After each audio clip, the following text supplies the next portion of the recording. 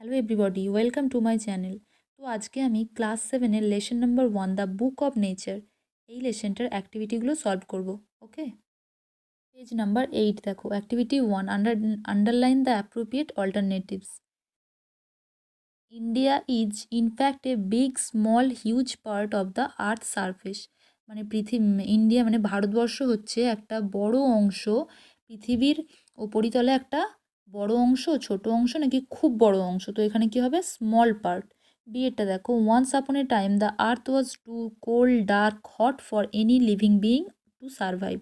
মানে কোনো এক সময় পৃথিবী ছিল খুব ঠান্ডা, অন্ধকার নাকি গরম, মানে মানুষের বেঁচে থাকার, কোনো জীবন্ত প্রাণীর বেঁচে থাকার পক্ষে কীরকম ছিল? তো আমরা সবাই জানি এটা হট হবে। টু সারভাইভ মানে বেঁচে থাকার জন্য। শেডটা দেখো। Fossils are a type of wild animal, one kind of hard rock, the remains of old living being.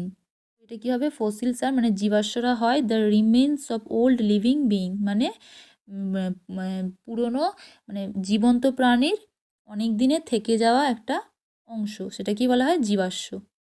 Activity 2 দেখো। Answer the following questions in complete sense. What must we do to know about the tale of this world. মানে আমাদের পৃথিবীর গল্প জানার জন্য আমাদেরকে অবশ্যই কী জানতে হবে? আনসারটা দেখো। To know something about the story of this world of ours we must think of all the countries and all the peoples that have lived in it. মানে আমাদের পৃথিবীর গল্প জানার জন্য আমাদেরকে অবশ্যই সমস্ত দেশ এবং সেই সমস্ত দেশের লোকজনদের বসবাস সম্পর্কে জানতে হবে। বিয়েরটা দেখো।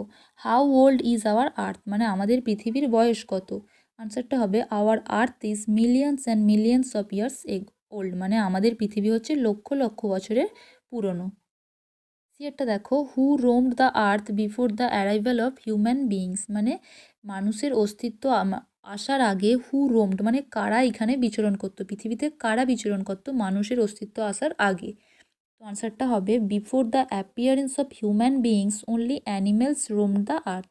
মানে মানুষের আবির্ভাবের আগে শুধুমাত্র প্রাণীরা এখানে বসবাস করতো। অ্যানিম্যালস মানে পশুরা। অ্যাক্টিভিটি 3 দেখো। Fill in the blanks with suitable words from the text. মানে টেক্সট থেকে যথাযথ শব্দ নিয়ে এই শূন্যস্থানগুলো পূরণ করো। The first letter of the words are given. মানে লেটারের প্রথম অক্ষরটা দেওয়া আছে। এইটা দেখো। As a subject H dash is quite interesting. তো এখানে হবে হিস্ট্রি, মানে ইতিহাস একটা বিষয় যেটা বেশ আগ্রহ। ইন্টারেস্টিং মানে কি? আকর্ষণীয়। বিয়েরটা দেখো। We have good relations with our neighbouring sea. এখানটা হবে কান্ট্রিজ, মানে আমরা আমাদের প্রতিবেশী দেশের সাথে আমাদের ভালো সম্পর্ক আছে। সেটা দেখো। Plants need air water and sunlight to. এটা হবে গ্রো, মানে চারা গাছের প্রয়োজন বাতাস, জল, সূর্যের আলো, টু গ্রো মানে বেড়ে উঠতে। ডিএরটা দেখো। ক্যান ইউ এখানটা হবে imagine how big the universe is.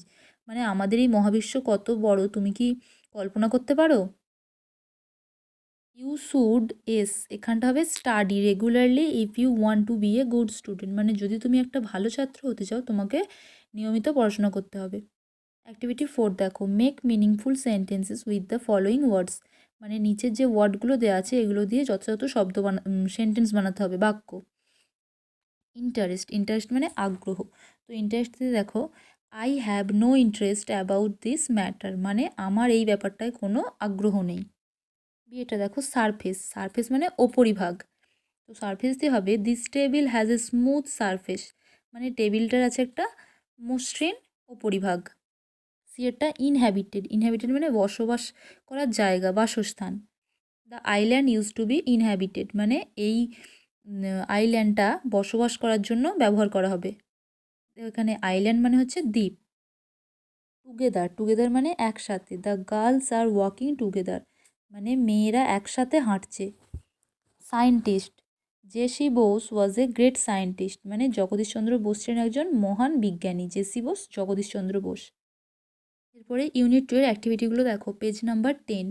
Activity 5, identify which of the following statements are true and which are false. Give a supporting statement for each of your answer. মানে এখানে যে সেন্টেন্সগুলো আছে এর মধ্যে কোনটা ঠিক আর মানে কোনটা সত্যি কোনটা মিথ্যে এইগুলো মানে আইডেন্টিফাই করতে হবে এবং এর সপক্ষে স্টেটমেন্ট দিতে হবে। এটা দেখো। Fairy tales are rich in imagination. মানে ফেয়ারি টেলস মানে গল্প, রূপকথার গল্প খুব মানে খুব বেশি কল্পনা করা যায়। কল্পনা করা যায় মানে মানে যা কিছু ভাবা যায় রূপকথার গল্পে। এটা হবে ট্রু। সাপোর্টিং স্টেটমেন্ট দেখো, this would be very interesting for we could imagine anything we wanted to and would thus make up the most beautiful fairy tales. বিয়েটা দেখো, we have no means to know about the far off days, মানে আমাদের অতীতের কথা, মানে আমাদের অদূর, মানে যে এখানে ফার অফ ডেজ মানে বলবে যে অতীতের কথা, আমাদের অতীতের কথা জানার কোনো উপায় নেই। তাহলে এটা কী হবে? ফলস। সাপোর্টিং স্টেটমেন্ট দেখো, but although we have no books written in those far off days fortunately we have some things which tell us a great deal as well almost as a book would, মানে আমাদের অতীতে জানার জন্য কি ছিল, মানে প্রকৃতির বই ছিল। ওকে, সিয়েরটা দেখো, the alphabet of nature is like the Hindi or the English alphabet, মানে প্রকৃতির বর্ণমালা হিন্দি এবং ইংরেজি বর্ণমালার মতো। তাহলে এটা ফলস হবে। সাপোর্টিং স্টেটমেন্ট দেখো, so also you must learn the alphabet of nature before you can read the story in her books of stone and rock, মানে প্রকৃতির বর্ণমালা পড়ার জন্য প্রকৃতির যে স্টোন, রক, ছোট পাথর, বড় পাথর, এইগুলো সম্পর্কে জানতে হবে, এদের গল্প জানতে হবে। We can learn a lot about our world from the rivers and mountains, মানে আমরা নদী এবং পর্বত থেকে আমাদের পৃথিবীর ব্যাপারে অনেক গল্প জানতে পারি। তাহলে এটা হবে ট্রু। সাপোর্টিং স্টেটমেন্ট দেখো, if a little pebble can tell you so much, how much more could we learn from all the rocks and mountains and the many other things we see around us. এটা হবে supporting statement. আচ্ছা, activity 6 দেখো, complete the following sentences with information from the text, মানে text থেকে যথাযথ information নিয়ে এই ব্ল্যাঙ্কসগুলো পূরণ করতে হবে। এটা দেখো, no book could have been written in the old times because, মানে পুরনো দিনে কোনো বই লেখা হয়নি, কারণ কী হবে? তাহলে দেখো, because men did not exist at that time, কারণ কি তখন মানুষেরই অস্তিত্ব ছিল না।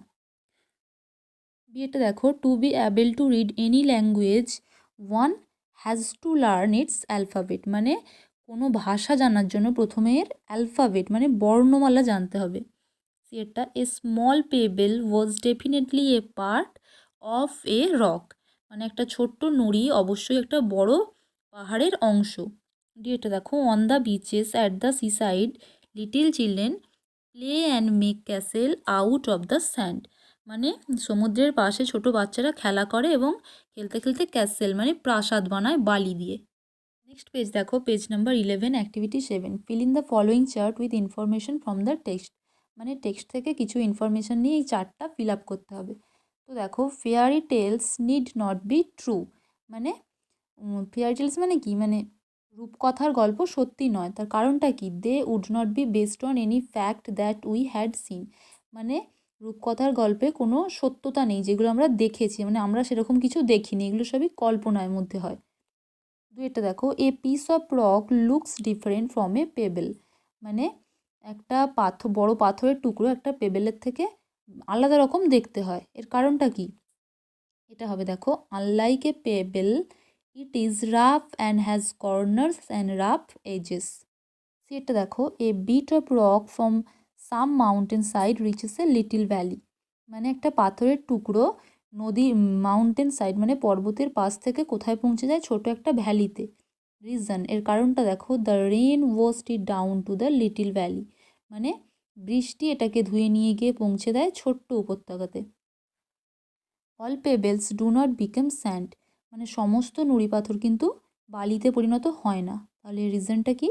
The river left them behind and did not carry them on, মানে নদী তাদেরকে তার পাশে ফেলে রেখে যায় এবং তাদেরকে বয়ে নিয়ে যায় না।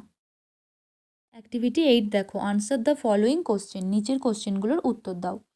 Which are the things around us that tells at about the earth's early tale, মানে মানে অনেক অনেক আগে পৃথিবীর গল্প সম্পর্কে আমরা কোন জিনিসগুলো থেকে জানতে পারি?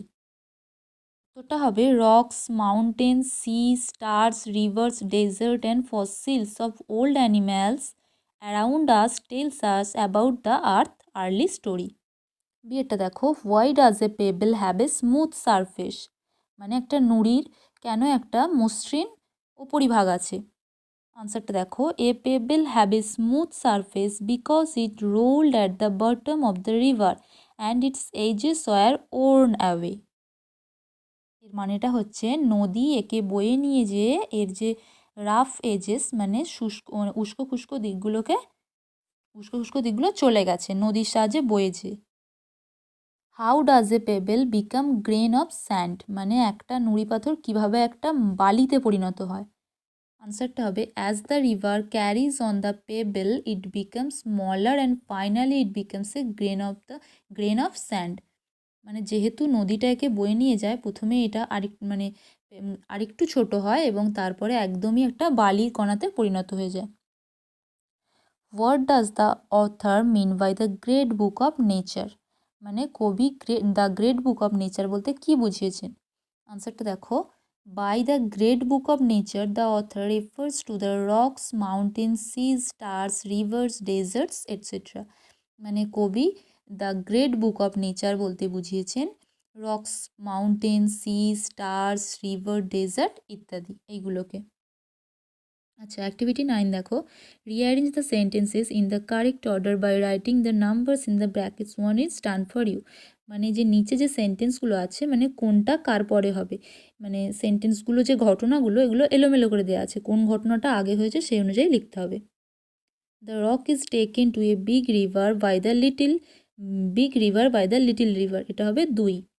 এটা দেখো, at last it is turn into a grain of sand, এটা হবে 6। 6, ইট বিকামস এ পেবেল, 4, এটা হবে 4 নম্বর। A bit of rock is pushed by a mountain steep into a little river, এটা হবে number 1। The pebble become smaller because it is carried on and on by the river, এটা হবে 5 number. The edges of the rock are worn away and its rough surface is made smooth, এটা হবে 3 number, 3। Next page দেখো, page number 12, activity 10, match the words in column A with their meanings in column B. 1 is done for you, মানে এই দুটো যে column আছে এ আর B এটা match করতে হবে, মানে কোন ওয়ার্ডটার সাথে কোনটা যাচ্ছে। আচ্ছা, এখানে দেখো ফ্যাসিনেটিং মানে হচ্ছে খুবই সুন্দর, মানে খুবই আকর্ষণীয়, দারুণ জিনিস। তো এখানে ফ্যাসিনেটিংয়ের সঙ্গে হবে বি এর দাগের এফেক্টটা, ভেরি ইন্টারেস্টিং অ্যান্ড চার্মিং, এটা হবে ফ্যাসিনেটিং, নাম্বার 1, এটা করাই আছে। পরেরটা দেখো, মেয়ারলি মানে শুধুমাত্র বা একমাত্র, তাহলে এখানে হবে মেয়ারলির জায়গায় এখানে দেখো 2-এরটা হবে অনলি অর জাস্ট, এটা হবে। ফরচুনেটলি মানে সৌভাগ্যক্রমে, এটা কি হবে লাকিলি, মানে এটা মানেও সৌভাগ্যক্রমে, ওটা মানেও সৌভাগ্যক্রমে। 4-টা দেখো, অ্যালফাবেট বর্ণমালা, তাহলে 4-এরটা কি হবে the set of letters in a language, মানে ভাষার অক্ষর। 5-এরটা দেখো, সারফেস মানে ওপরিভাগ, তো সারফেস কী হবে দেখো টপ ভিজিবল সাইড, ওপরিভাগ মানে টপ ভিজিবল সাইড মানে কোনো একটা দিকের ওপরিভাগ, মানে ওপর দিকটা।